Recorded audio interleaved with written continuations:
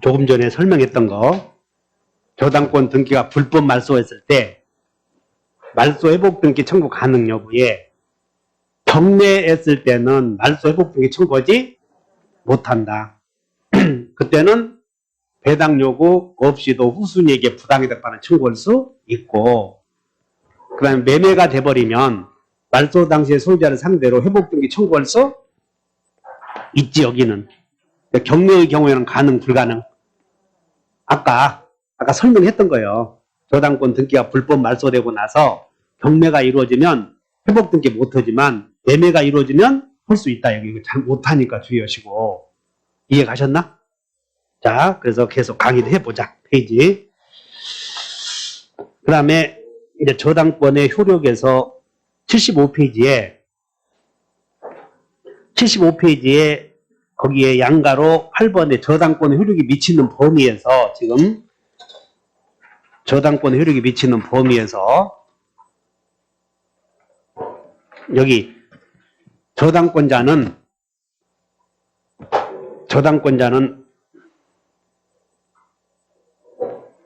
목적물의 범위에서 이게 뭐냐면 이 갑이 소유하는 땅에 여기에 제3자가 불법으로 나무를 식재했다면, 우리는 타인의 땅에다가 무단으로 나무를 식재했다면 그건 부합이 돼서 토지 소유자가 그 식재한 나무의 소유권 취득하는 걸 배웠잖아요. 우리 부합물이라고. 그래서 저당권의 효력이 미치는 목적물의 범위와 소유권의 효력이 미치는 목적물의 범위는 일치해. 그래서 여러분들 책에 거기에 양가로 8번에 가서 저당권의 효력이 미치는 범위에 목적물의 범위 나오나? 목적물의 범위 여기 봐. 선생 여러분. 그럼 이 땅에 수용되면 토지 소유자가 수용금 받아가, 국가가 받아가 수용금을. 토지 소유권이 갑이 소유하고 있는데 토지가 수용되었다고. 그럼 수용금 누가 받아? 소유자가, 가족이, 갑이 마찬가지로 여기에 저당권이 설정이 됐는데 나중에 수용되면 수용금은 누가 받아가야 되겠어? 아니, 소유자가 먼저 받아가라고 했잖아. 우리가 소유자는 제한물권자에게 네가 먼저 처분 가치를 지배하라 했으니까. 자, 토지 소유자가 여기서 수용되면 수용금 누가 받아간다고? 소유자가. 근데 여기다가 저당권이 설정되었어. 그럼 저당권이 설정되고 나서 수용되면 누가 받아가야 돼? 저당권자가 받아가야지. 네가 먼저 받아가라고 해줬잖아. 자, 따라서 해본다. 소유자가 채권자에게 교환가치를 우선해서 지배하라. 그렇게 인정해줬잖아. 그러니까는 저당 목적물이 경매가 불가능하면, 토지가 수용되면 경매가 불가능하면 목적물의 변형된 가치에 대해서 권리 행사할 수 있는 것을 물상대위라고. 그러니까 여러분들은 저당권자는 경매 가능하냐 불가능하냐 따져서 경매 가능하면 그냥 목적물 경매하면 돼. 그러겠지? 근데 목적물이 주저앉았다고 봐. 건물이 멸실되었어. 저당권이 건물에 있었는데 건물이 지진으로 멸실되었다면 멸실된 건물을 경매해 못해. 그럼 울고 있어야 돼. 변형된 가치 찾아봐야 돼. 그게 물상대위라는 거예요. 그냥 물건이 다른 가치로 변했을 때 변형된 가치에 대해서 권리 행사할 수 있는 성질을 물상대위성. 근데 따라서 이 토지가 수용되면 경매 못하니까 수용금 받아간다는 거예요. 그럼 이 토지가 매매가 되었어. 매매. 그럼 매매가 되면 경매 가능해 불가능해? 그러니까 매매가 되면 경매가 가능하니까 대금에는 안 미친다는 거예요. 이렇게. 저당권은 점유를 하지 않으니까 차임을 저당권자가 받아야 돼? 설정자가 받아야 돼? 차임은 저당권 설정자가 받잖아. 그러니까 그런 것들은 물상대위 안 되고 보험금은 되고 수용금도 되고 이런 것들. 근데 토지의 취득 및 보상에 관한 법률에 따라 협의취득이라는 게 있어요. 협의취득. 그래서 거기 협의취득은 협의취득은 이렇게 매매와 똑같으니까는 안 된다 하시면 돼. 거기다가 물상대위 오른쪽에 써봐. 물상대위. 동그라미 2번에 목적물의 범위에서 동그라미 2번에 원물의 가치적 변형물 나오지? 거기다가 경매 불가시하고 경매 불가시. 그러면 토지의 취득 및 보상에 관한 법률에 따라 협의취득이라는 말이 나오면 협의취득은 이렇게 써놓으면 돼. 이렇게 해놓고 뭐와 같아? 매매와 같다. 그러므로 협의취득에 따른 보상금은 인정된다 안 된다? 안 된다 하시면 돼. 안 된다. 그러면 이제 여러분들 이렇게 하셔. 자, 을의 땅에 갑이 저당권이 있는데 이게 나중에 토지가 요 시점에서 수용되면 국가가 강제로 빼앗아가면 이것이 이 토지가 수용되면 수용금으로 변했어. 수용금으로. 그러면 수용금으로 변했을 때 이 수용금을 수용의 주체를 기업가라고 하는데 기업가는 수용금을 이렇게 소유자에게 줄 거라고. 그러겠지? 그러면 저당권자는 소유자에게 주면 소유자는 이 사람 마늘밭에 숨김으로 돈을 못 받을 수가 있어. 그래서 저당권자는 수용금에 대해서 이렇게 주기 전에 압류해야 돼. 압류. 그런데 이 압류는 꼭 저당권자만 해야 하는 것이 아니고 제3자가 압류해도 돼.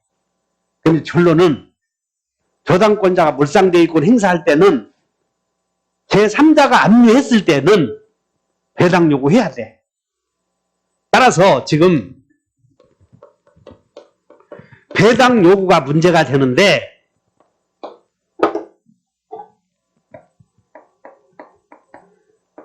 제3자가 변형물에 대해 압류했을 때는 가만히 있어야 돼. 배당 요구해야 돼. 옳지. 배당 요구해야 되고 저당권 등기가 불법 말소되었대. 불법 말소. 저당권 등기가 불법 말소되면 배당 요구해야 돼. 안 해도 돼. 됐네. 이제 됐어. 그러면 바로 밑에 문제 11번을 본다. 11번 물상대위권 나오지? 그 물상대위권에다가 이렇게 써놓으면 돼. 물상대위권에다가 왼쪽에 다시 한번 써봐. 11번 왼쪽에다가 경매 불가시 이렇게 써. 경매 불가시. 경매 불가시 그리고 이렇게 써놓고 압류 또는 배당 요구 이렇게 써보자. 자, 이 토지가 수용되면 저당권자는 가만히 있어야 돼. 압류해야 돼. 압류해야지. 못 팔아면 못 넘어가니까 압류해야 돼. 근데 그 압류는 꼭 저당권자가 해야 돼. 제3자가 압류해도 돼.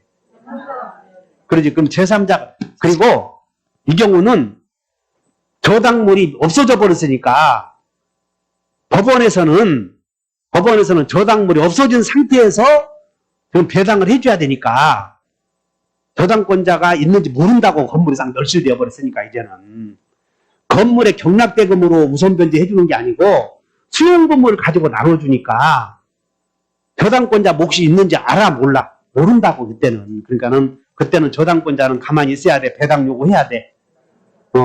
물상대위는 배당 요구해야 되는데 안 해버렸대. 배당 요구를 안 해서 후순위가 받아가 버렸대. 제3자가 압류해서 저당권자보다 후순위가 받아갔대. 후순위가. 그 후순위에게 부당이들 내놓으시 헐수 있다고 하면 이제는 망치로 2개씩이야. 11번 본다. 저당물의 변형된 가치에 대하여 제3자의 압류 시 밑줄 그으셔. 제3자의 압류 시 밑줄. 그럼 이제 배당 요구 해야 돼? 안 해도 돼?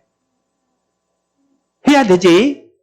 배당 요구를 하지 못한 저당권자는 후순위에게 배당금 반환을 청구할 수는 없고 써야 돼. 이제는 후순위에게는. 그런데 이 수용금을 기업가가 수용금을 소유자에게 주었다면 알아들어? 그때는 소유자에게 들어가 버리면 이때는 또 여기 어디 보자. 배당 요구를 안 했더니 수용금이 제3자가 가져갔어. 제3자. 그러면 그때는 물상대위권을 행사해 못해? 아, 이제 여러분들은 물상대위권은 누군가의 수중에 들어가기 전에 하는 거예요. 다시 한번 수중에 들어가기 전에. 자, 이제 문제. 저당 토지가 수용되어서 수용금이 소유자에게 들어가면 이제는 물상대위권 행사할 수는 그냥 틀렸어, 이제는. 그리고 그때는 내가 받을 돈을 네가 받아갔으니 너는 원인 없이 누리고 있으니 부당이득으로 내놓으시 이렇게 해결하는 거예요.